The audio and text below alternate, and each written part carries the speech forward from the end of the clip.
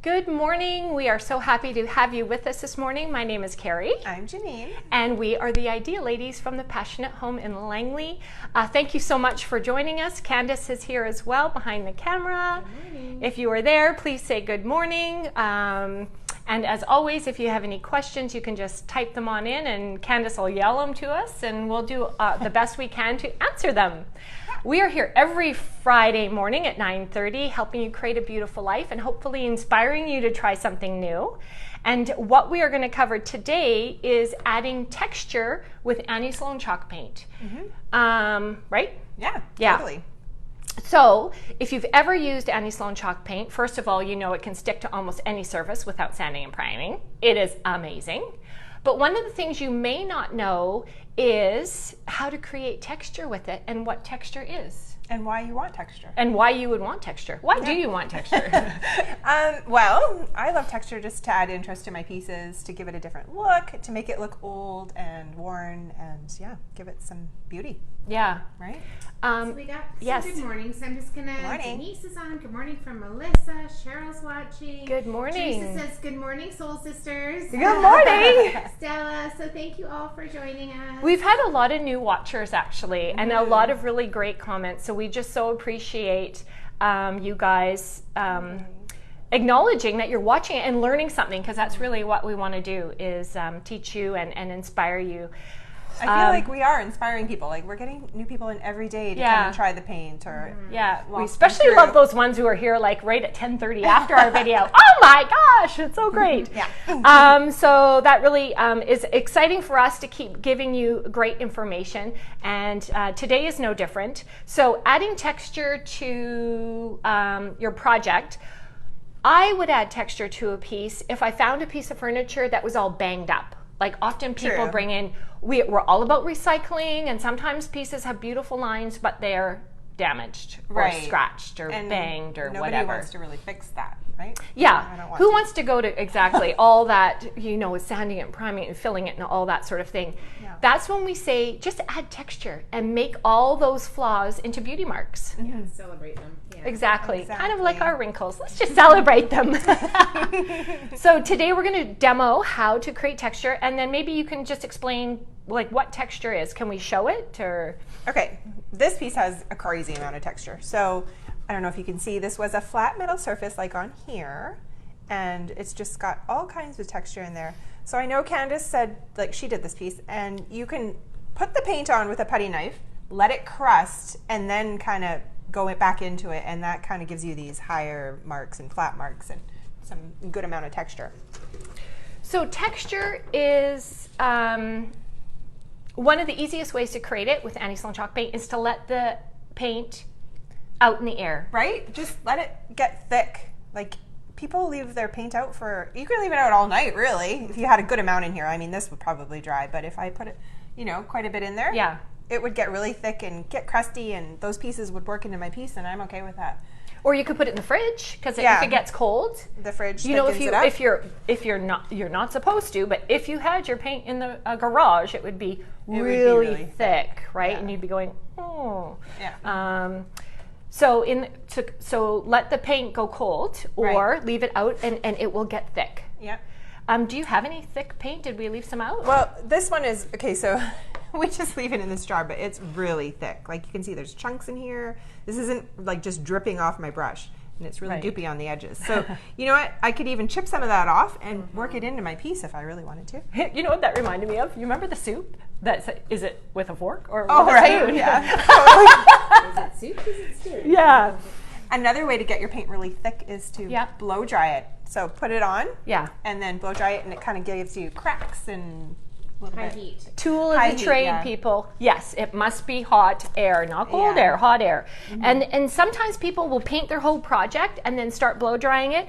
No, don't paint the whole thing because it's starting to dry. You want to paint in smaller sections and put it on quite thick and blow dry that area. And Candace, can you see what would be best for me to tilt it like this? Yeah. Can you see that texture? Yeah, totally.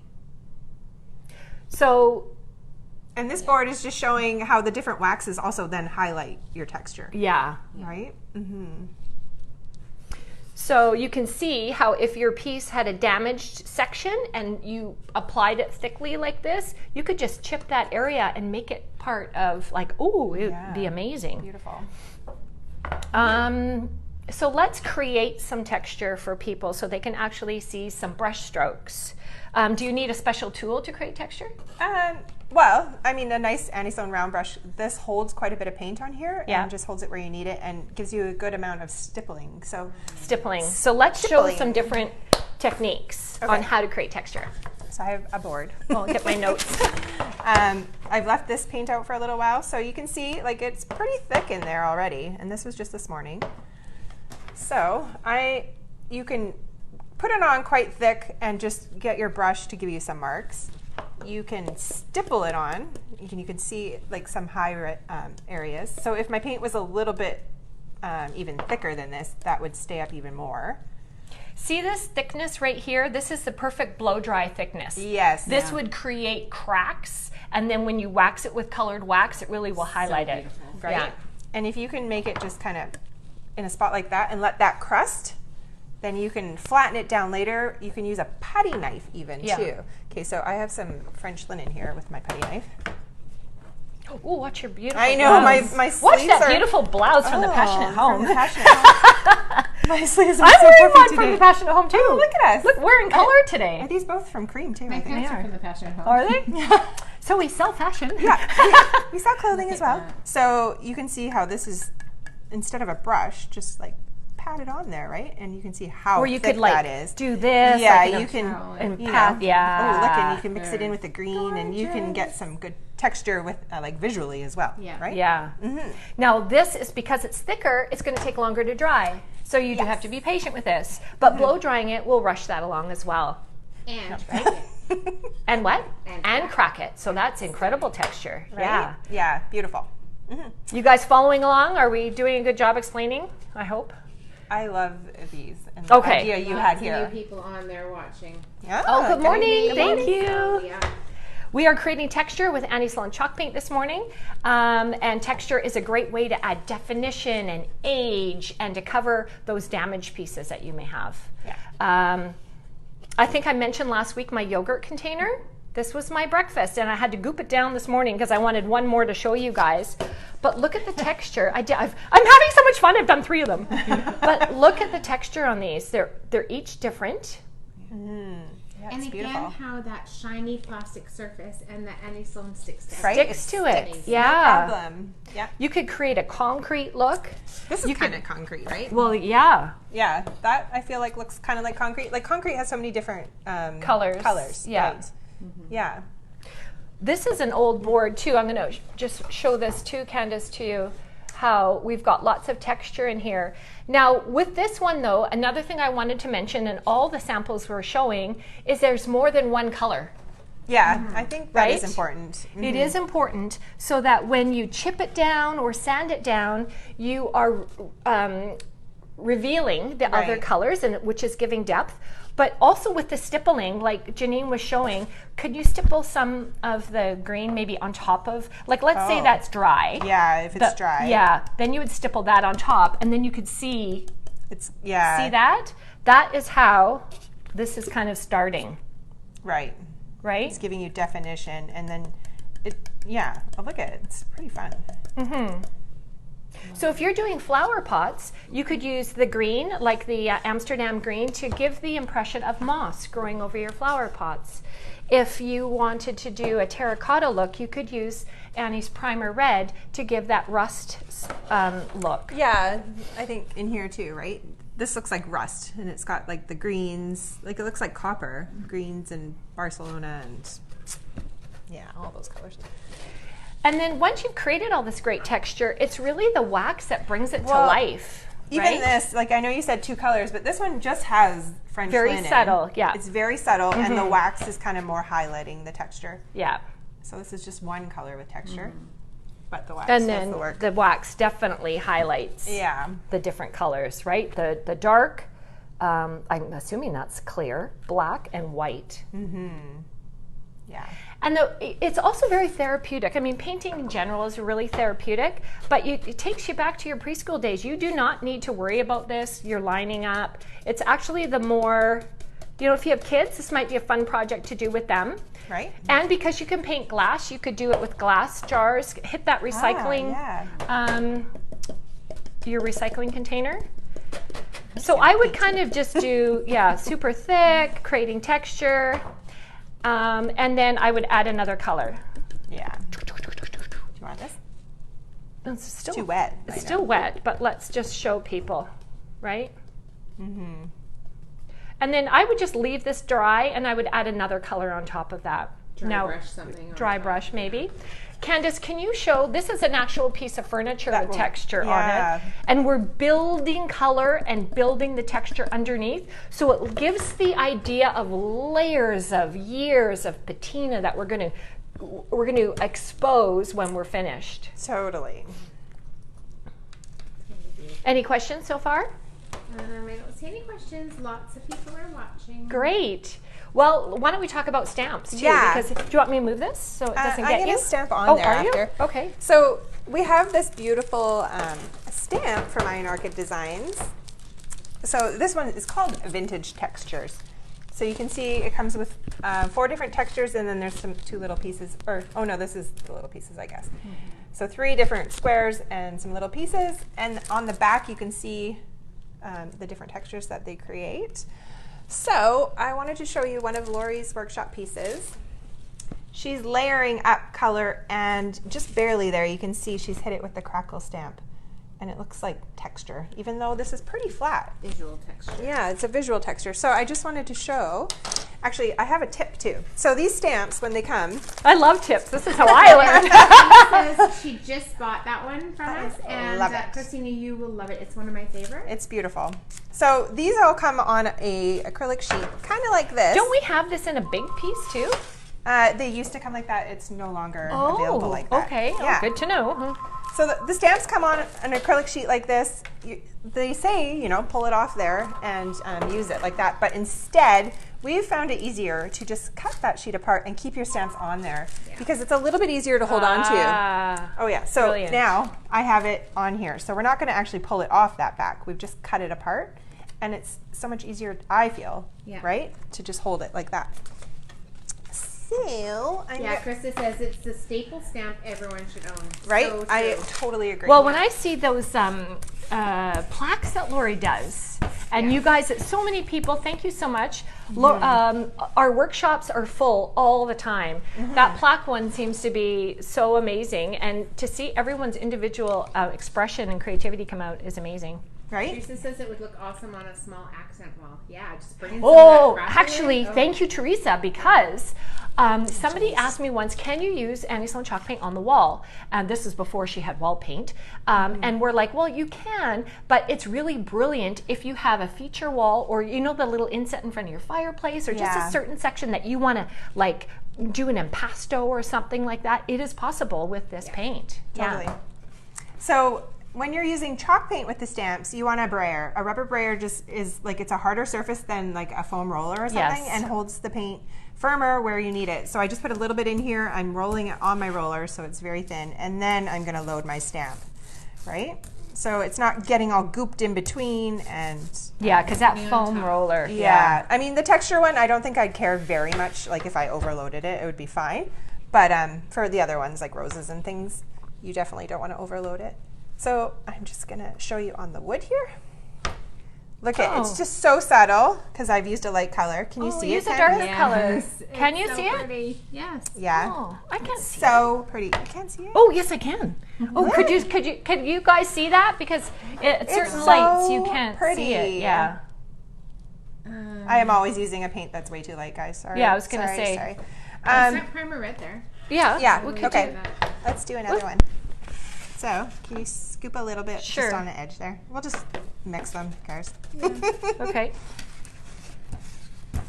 Who cares? This paint's so creative. Right? Okay, now we're making pink, but okay. So, this is kind of fun too with 2 colors that actually Hey, do you want to put it on here? go together well? Yeah. It's a little bit. So I didn't load my whole stamp. I've just got some of it, but But that's how I tend to do it anyway. Right? And I don't necessarily cover the whole board. Right. Oh my gosh. Come on, people. How beautiful. Yeah. So that looks like texture, even though it's flat. It's beautiful. Right.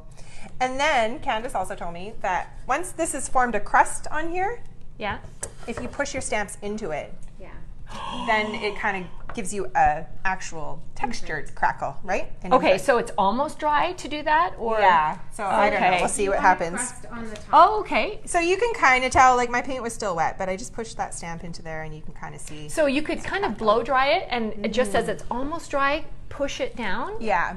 Oh, yeah. And then that's when it's another dry, way. bring in your dark wax. Oh, yummy. Right? So when you're painting a piece of furniture like Candace showed you here, you don't have to add texture to the whole piece. No. You could add it just to the corners or little highlighted areas, and then do more of a regular finish on the other areas. Totally. Or like this one, we're going all out and just adding texture. It just really depends what you want to create. Yeah. Right? Yeah. Love it. Yeah. Candlesticks, and I think smaller things are, you know, things that really suit texture. So this was just like a wood candlestick, and this is 2-color texture. Well, you've given almost, there's very slight texture to this one. Did you sand these? Yeah, Well, like after a little here bit. and there, right? Mm-hmm. Yeah. Yeah. So that's the other thing is like this texture here is really high and low. Mm-hmm. You could sand it a little bit. And even if you show that other one, see how she sanded it right through to the natural color underneath? That gives you yet another layer of patina. Right. Yeah. Beautiful. I love doing that. When you have the really high peaks as well, and it's crusting and almost dry, if you take your brayer and go over top, and roll it it. flattens it, and that's how you get that. Is that how you got this? So I similar-ish? did some spots with that, and then I used a metal cake spatula. Yeah. Spritzed a wee bit of water on it, and then went over, and it just gave you that. So just play. Or you could take a razor blade. Yeah. Chip it off. Once it's dry, then start chipping and sanding with that. These are crazy ideas, people. Razor blades and paintbrushes. That's what we should have called this episode. Welcome to Razor Blades and Paintbrushes. Is it wrong that I just want to keep going? I'm a wee bit late. Bonjour again. Bonjour. Thanks for watching. She's in Quebec, I think. Comment ça va? Cold. Yeah. The only thing I know is like, coloritil. It's like, what time is it? Yeah. I remember It's that. our grade 7 French coming out. Je m'appelle Candace. Yeah, exactly. Sorry, people. Okay. Mr. Alfred, if you're out there, I did remember a few things. See, so I didn't even reload my stamp. Just keep going. And I'm in love with this board. So really, you could use Annie Sloan chalk paint on its own. You could use a stamp on its own. You could do them in conjunction. It just really keep layering. Layering is for texture. Yeah. So texture is great if you want to create an old world patina. You want to do a feature wall. If your thing is damaged. If you want to create a concrete type look. Yeah. That's really big. I think we will be covering how to use the chalk paint outdoors soon. For spring, and lots of people have been asking about how to create like old world pots and things like that. I know this doesn't look like much now, but that's how this started, right? Mm-hmm. So you have to start somewhere, people. Yeah. And if you still are not quite sure how to get this and you want to come in and do it, Carrie teaches a workshop on how to create texture. It's coming up towards the end of March. I can't remember the exact date. But go on to thepassionatehome.com and click workshops, and you'll find the texture workshop there. And if you're in the neighborhood and you have any questions, we're always here Tuesday to Saturday where we could give you a quick demo if you have a project in mind, or if you just need a refresher.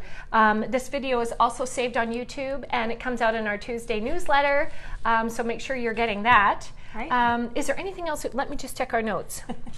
These are our professional notes. Yogurt container. Check. Blow dryer. Check.